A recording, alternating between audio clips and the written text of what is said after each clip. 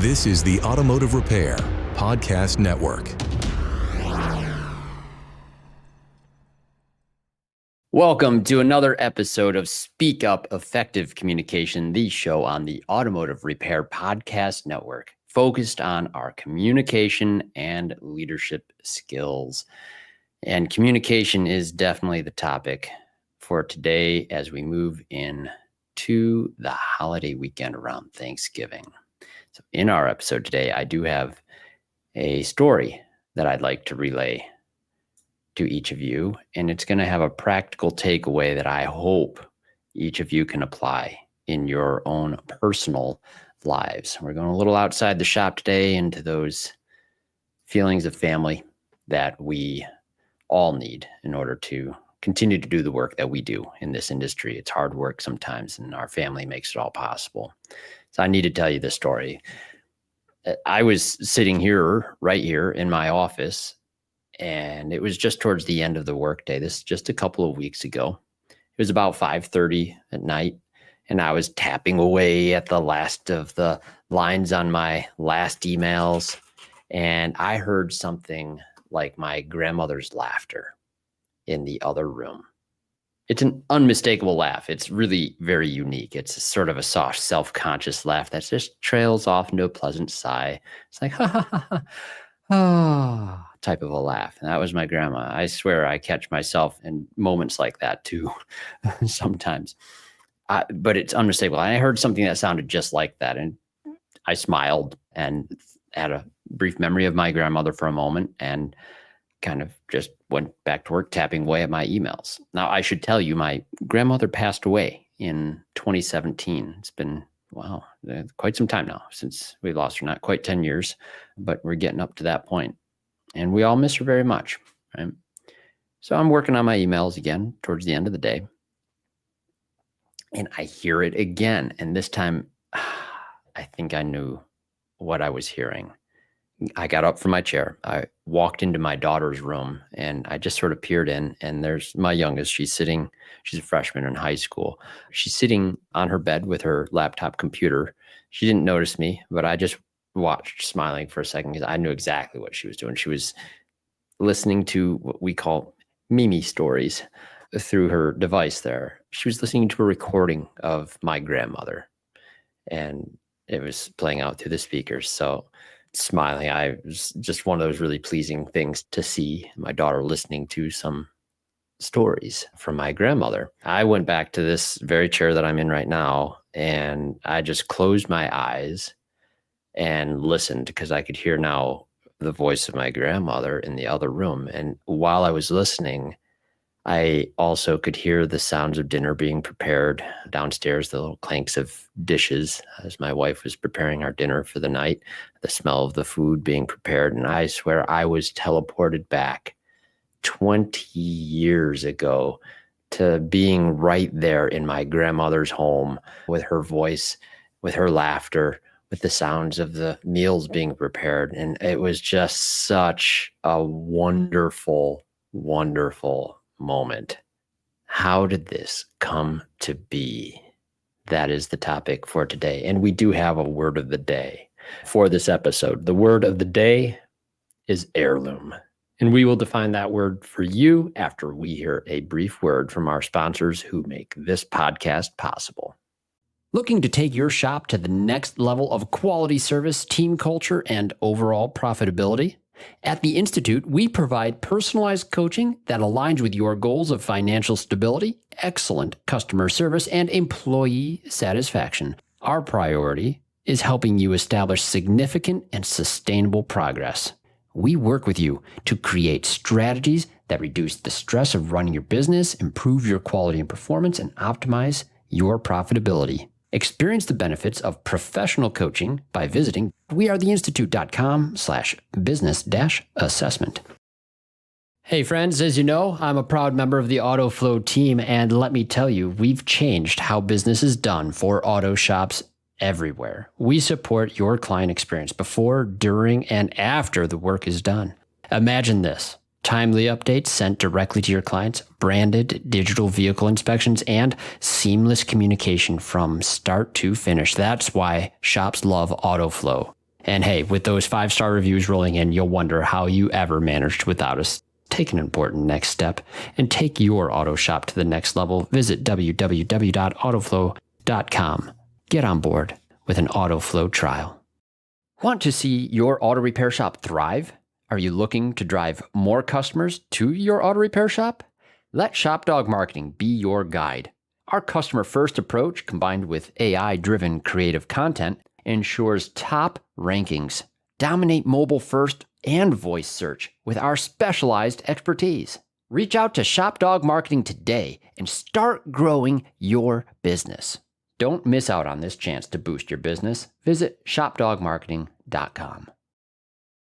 Inbound has exclusively served independent auto repair shops with expert communication solutions for years. Our robust VoIP platform ensures you stay connected while our industry-leading AI analytics take your business to the next level. We provide the tools you need to understand your customers and optimize every interaction.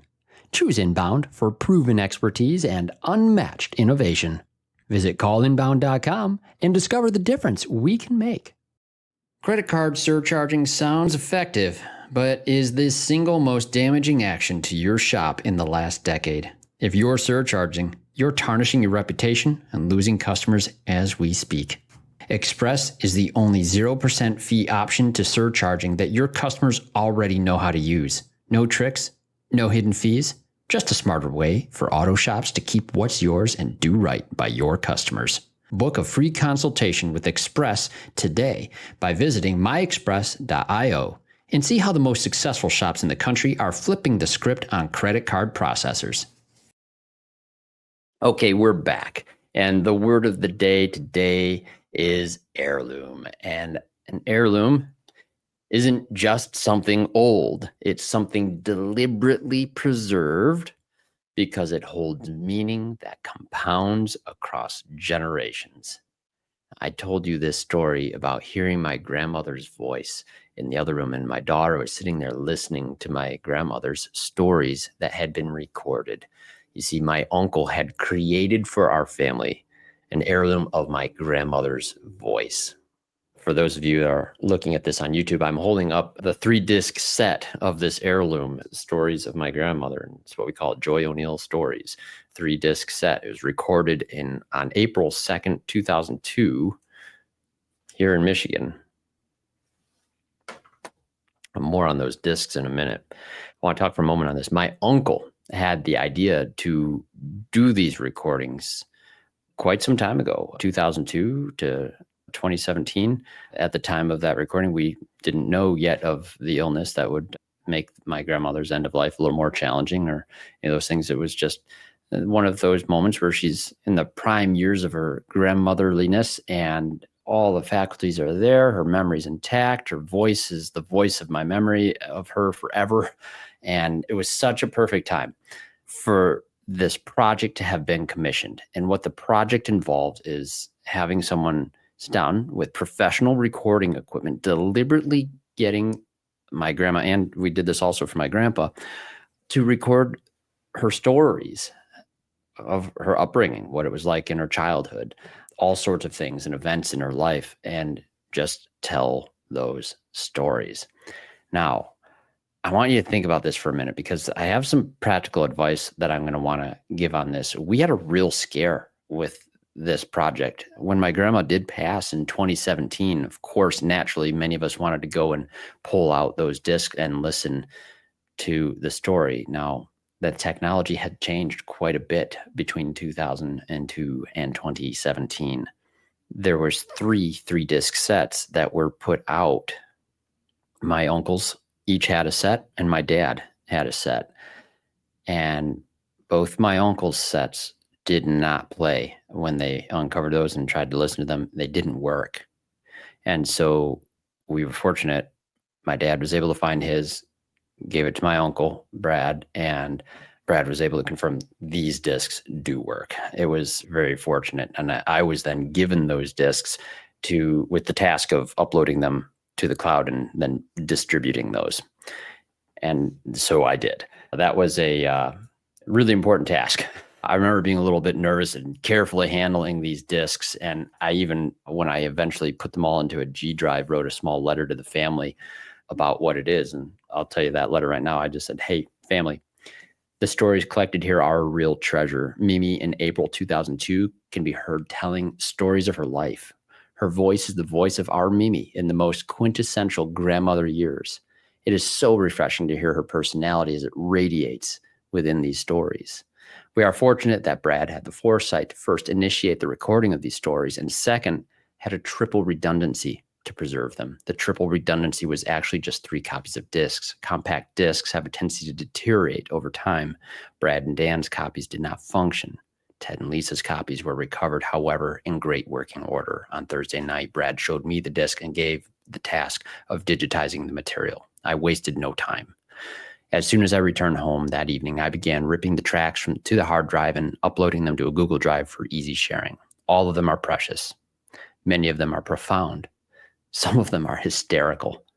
Listen to them and cherish. Download these stories, back them up, make copies.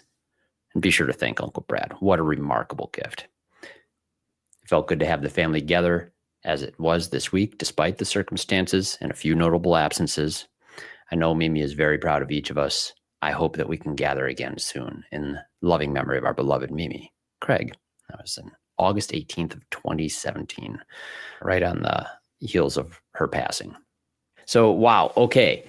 Right. This was a really important thing because now today, a lot of us will pick up and just walk out the door with our phone, go for a walk, earbuds in and go for a walk with Mimi. And we hear her voice. And it's so hard. Sometimes if you've gone several months without listening to these, you turn it on and the voice comes on. And I, in preparing for this episode, I listened to one of them too. And it just the immediate sound of the voice of my grandmother, I just started breaking down in tears. It just is insane to me, the profound power of a voice preserved, especially a cherished voice like one from a grandmother. And it continues to hit just as hard, time and time and time again. And so as I was thinking of the topics I wanted to discuss with our audience here and our loyal listeners as we move into Thanksgiving, this, of course, just was too recent of a thing to neglect and share. And I just really want to encourage you to consider commissioning a project in your own family, whether it be your voice that you're hoping to preserve for generations, or if you're that generation that is looking at the table around you now, as we move into this week, the time of the loved ones that you know may be limited, or this is one of those last few chances that you're going to have for their voices. I can't stress enough how profoundly impactful it would be if you can just find the time to get these recordings there of them telling their stories in their own voice. I have some practical tips based on the experience that I have with my own family. There's 5 specific things that I'm going to encourage. Just follow them if you wish, or just do this any way you possibly can. But I am going to encourage tip number 1 to be this.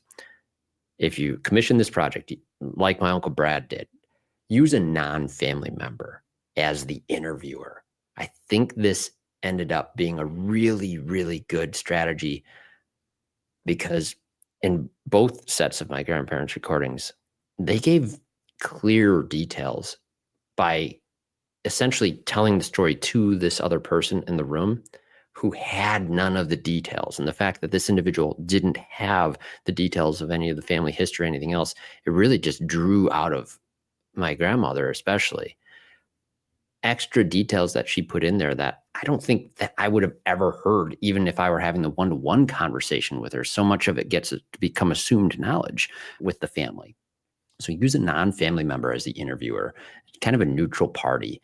And it feels very conversationalist. And I see here, my grandmother especially just did such a good job. Her voice inflections, her laughter, all of it is in there.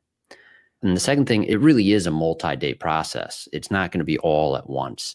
The April 2 is when this one was recorded. I think that's when the final draft was done. I believe this actually occurred over a period of multiple days, as it's a 3-volume set. And I mean, there's hours and hours and hours and hours of things on here. So it's really, really good. Multi-day process. That's tip number 2. Don't try to cram all this stuff into just one little sit-down session or make it rushed. It's going to have its own time frame. The stories will come out. They'll meander. That's fine. That's good. It's probable that anything in it is going to be cherished. Tip number 3, audio over video. In this case, I don't think video capture would have made a lot of sense. It would have definitely taken up a lot more data in a time period where data was a little bit more difficult to store in large volumes. But I'll tell you this, audio is all I need. The idea that you would have to have a physical image of it, not so important. Like when she's telling stories about her childhood, I'm picturing that anyways. And I'm walking, often like I described too in the beginning of this episode, sitting here in my chair with my eyes closed, just letting myself be transported back in the rooms and the houses that we would be sitting in, their living room with the big window in my grandparents' house, all that stuff. It becomes so instantly memorable. I think that if you did try to force video into some of this, it would take away from that effect. Number 4, the storage itself is critical. You have to think about it. I told you the story already with the disk here, but hard copies and cloud copies are not sufficient by themselves. Cloud data also can be compromised. So think about it that way. I mean, you lost a password, lost an account, or just lost access to anything. Cloud stuff would be almost impossible to recover when things deteriorate like hard copy disks. Good luck extracting the data there. That would be horrible. I can't believe how close we might have been to losing all of this. I haven't even tried this disk set that I still have, supposedly the only one that was working now years later. I'm almost certain they wouldn't work. It'd be interesting to know, but I don't even dare. I'm afraid to even crack them open and touch them at this point. And I don't know how data is going to evolve over time, but that's the other piece that I've realized. Like when you are entrusted with this, if you're the next generation and receiving a gift like this, it's up to you to take ownership of preserving this as best you can and whatever the mode of data is in the day. And that does not mean sharing it with AI or some other thing to try to make a imitation of your loved one. These are recordings. It's their stories, their voice. And I don't think I would ever be one of those who could ever breach that line and suggest that AI be used to replicate such a thing. And number 5, during the recording process, format the tracks. Focus on very specific things. This will be largely up to the interviewer to extrapolate this. So hopefully you have a professional interviewer, or just maybe this is where someone could use AIs to prompt you to prompt the individual, right? Simple things like where you grew up, what it was like growing up when you did. My grandparents were Depression era children, so their experiences as kids were very fascinating. What a time. Stories about their experiences with their parents. It's such a great way to have it cataloged. It's so cool to be able to hear about what my great grandparents were like as parents through the voice of my grandmother. Little things like that are just treasures. Milestones in their life. This is a big thing. And any achievements that they had earned as well. I'll tell you this. I had thought about maybe sharing a sample of one of my grandmother's stories, but I'll tell you, some things are sacred and wouldn't mean to you nearly what they mean to me. And it really just wasn't appropriate to put her voice out there in a public setting. That it's a private thing meant for us and our family. But I'll tell you one thing that amazed me in one of the stories, because I never heard it from her in her lifetime because she's so humble. She actually served her community so significantly that President George Herbert Walker Bush recognized her as a daily point of light. There's a book actually in the White House with her story in it. The president honored her for making her community better through volunteer service. And this Point of Light project, if you go look that up, is really a significantly awesome thing. I hope I can somehow find a copy of that book. But yeah, it's her voice, though, her laugh, her stories that were most precious. And again, I'll say this, I'm just so grateful that my uncle had the foresight to commission these recordings. Now, I've said this already, but I just simply couldn't share audibly, at least, from any of these recordings. It'd be very easy for me to do so right through my computer now. But I have these stories and I know, and I think that you and your loved ones probably have your own stories that are just for you. And you have many that you are still accumulating yourself that will one day hopefully be something you get to give. Now, in closing on this topic, I want to tell you, as I sat here and I was listening to my daughter, listening to my grandmother, and enjoying that moment the other day, I then picked up my phone and texted my uncle about the scene that I had just described to you here about my daughter, who doesn't typically do this. This is the first time she, on her own accord, wanted to sit and listen to these things, which is just, it's cool, a cool thing anyways, right? That's her great grandmother she's listening to on her own desire, right?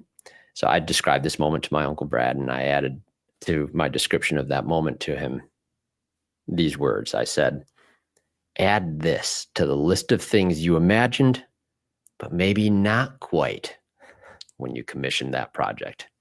His reply, what I hoped for. Made my day.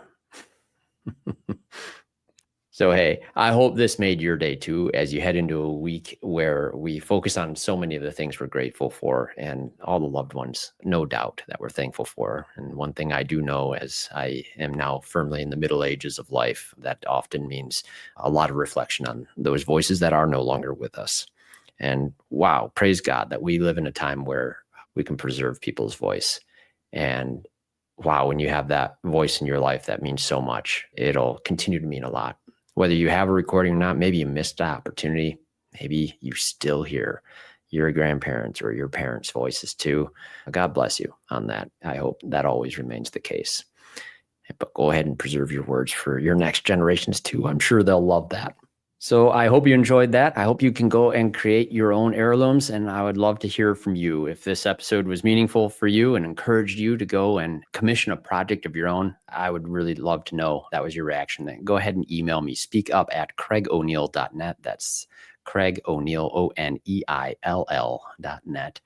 I love hearing from you on anything that helps, suggestions on topics you'd like to hear us discuss on the show that will help you on your communication journey. Remember, listen up to the other shows on the Automotive Repair Podcast Network.